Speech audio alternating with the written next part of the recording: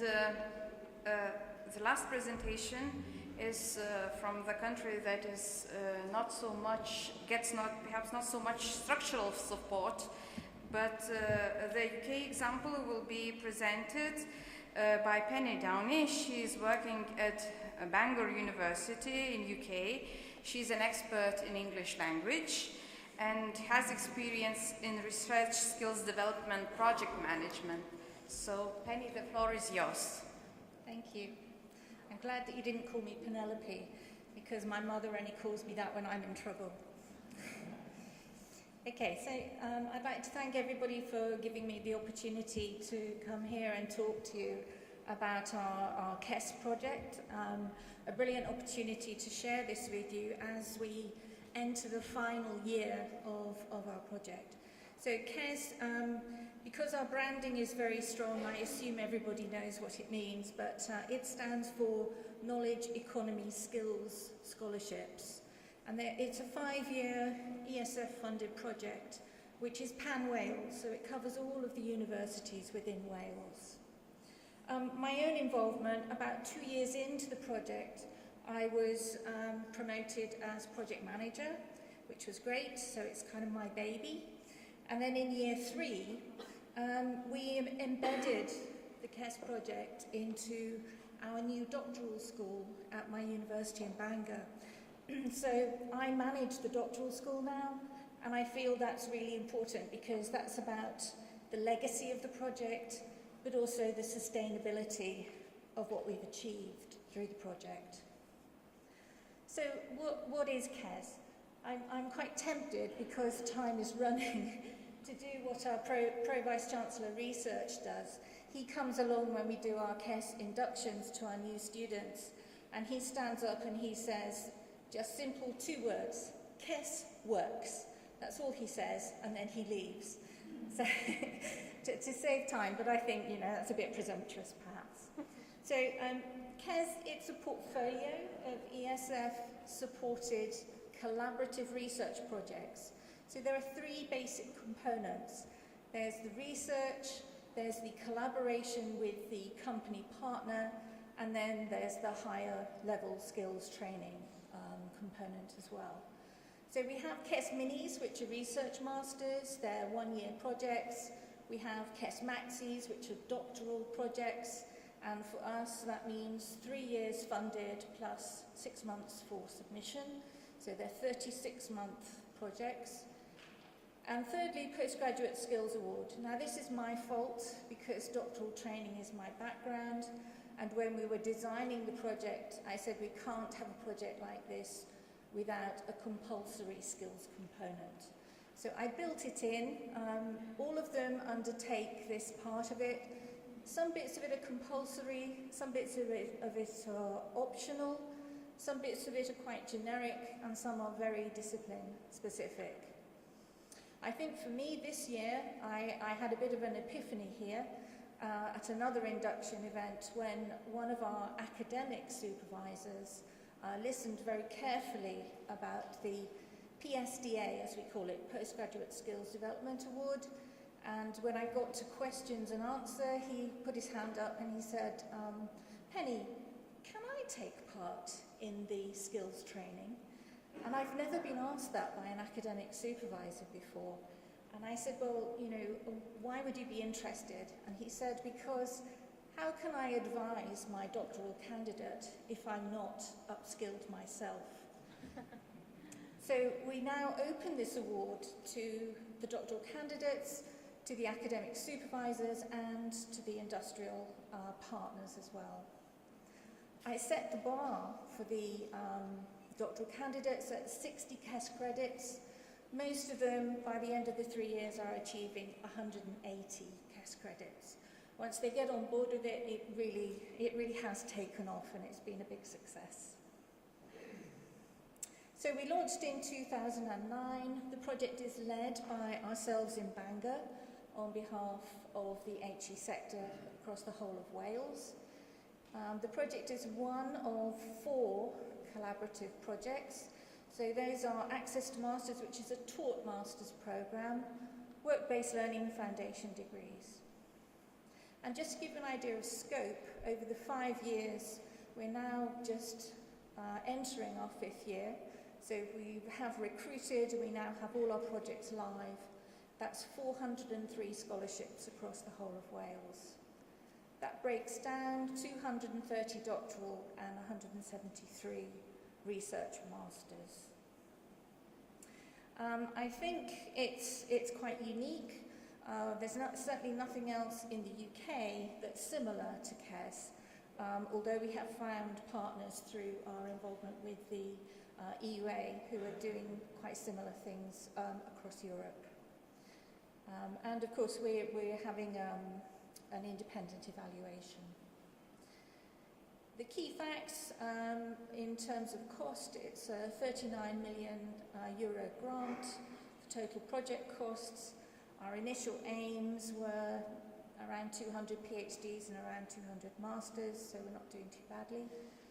And as I said, we're coordinating this across 9 universities in Wales, not without its challenges. In a very uncertain HE landscape as it has been over the last couple of years. We're working with all kinds of company partners, those SMEs, large companies, third public sector organisations, all are eligible, and we have each of those categories represented. It's fairly low cost for participation. One of the eligibility criteria is that the project, and I must stress that at the beginning, when the KES application goes in, it's a project which is scoped out by the academic supervisor and the company partner in collaboration. The projects go through an approval process, and then the doctoral candidates are recruited to deliver those projects. So there's a kind of buy-in between the two parties at the very outset. We have to link those projects to our Welsh Government priority R&D sectors. Those are low carbon, digital economy, health and bioscience, advanced manufacturing and engineering. I must say one of my bugbears about this project is that we have found that a fairly small component of representation in arts and humanities. And I don't like that. I'd like to encourage arts and humanities participation as well. We have some which are digital economy in disciplines like music, for example. In terms of eligibility, we need to have students and university and company partner all based in the convergence region on application, which again has some restrictions. And I think IP is something that we will look at very carefully for our next round, because contractually the IP belongs to the university on a KES project. So our overall aim to create a high-skill, knowledge-driven economy with full employment, a skilled, adaptable workforce and responsive businesses at the cutting edge of sustainable development. So we're looking at improving skills level in the workforce, and we're looking at higher level skills and systems for workforce development. As I said, we've got 9 universities involved. Things are changing in Wales, where a lot of the smaller universities are being forced to merge together. So since printing this, Glamorgan and Newport have merged together and have become the University of South Wales, and Swansea Metropolitan has now merged with Trinity St David's. So the smaller universities in the south are merging together. These are project objectives, 5 of them. So we are encouraging individuals to contribute to research as professionals, increasing research capacity of SMEs, linking them in with projects, encouraging SMEs to undertake research and recruit researchers, looking at supporting key technologies and promoting higher level skills. I'll skip some of these slides. Just to give you an idea, the yellow part here is the convergence. So there's still quite a bit of Wales that isn't yet on board. To give you an idea where the project came from, we had some experience of delivering ESF projects before we started on KES. We had 2 rounds of Objective 1 funding, both looking at doctoral training. So we started off with just Bangor, then Bangor, Swansea and Aberystwyth, and then our KES project led to an All Wales project. Those 3 basic components: research, collaborative project and higher level skills. I think in terms of time, it's very tight.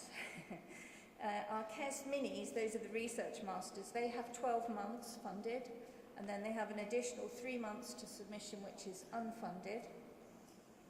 And they also have to do Postgraduate Skills Development Award, and they are awarded a bursary. It's the doctoral students where the issues are really bubbling up to the surface now. Those are 36 months funded projects. They have an additional 6 months to submission, which is unfunded. And I think to look at 3.5-year doctorate has been very challenging for us. Completions are coming through, but really it's very, very close monitoring, keeping a really tight rein on supervision, all of these things, really tightening up our monitoring systems, which is one of the main reasons why this project has been embedded into our doctoral school, because doctoral governance is going to sit within the doctoral school, and it's considered as a model of good practice in terms of monitoring and governance. To draw down the 60% ESF grant, we have university match, company cash and company in kind, which means everyone involved has to fill in timesheets and all those lovely things that you have to do when you're working on this kind of project. I think the scholarship budget is a very attractive offering for somebody who wants to do a doctorate, or even somebody who's the first step towards becoming a researcher as a research master's. So there's their stipend. They then have quite a significant travel and conference budget, equipment and consumables budget, skills training budget, and an academic travel.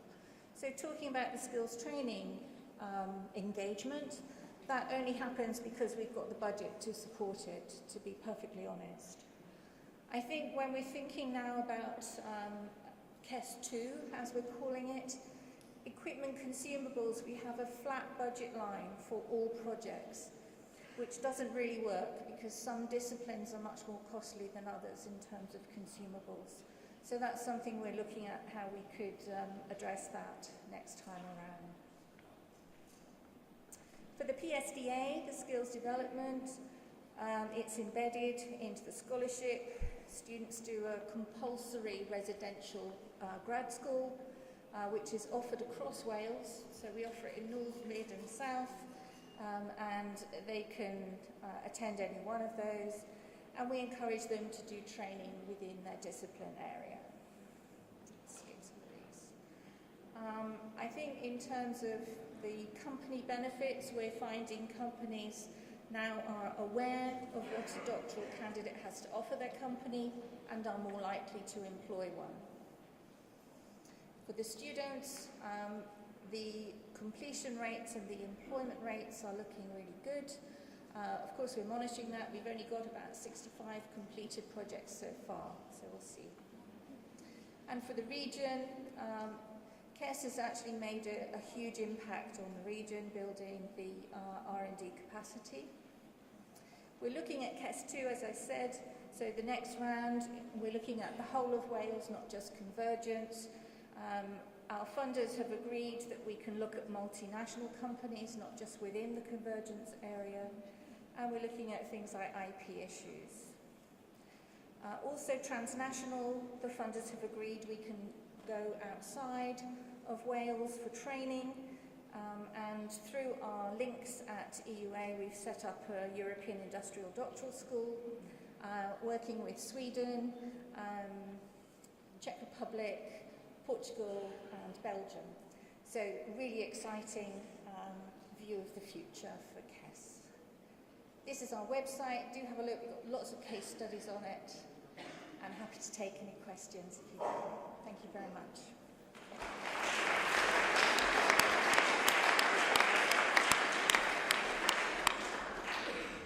Penny, thank you very much.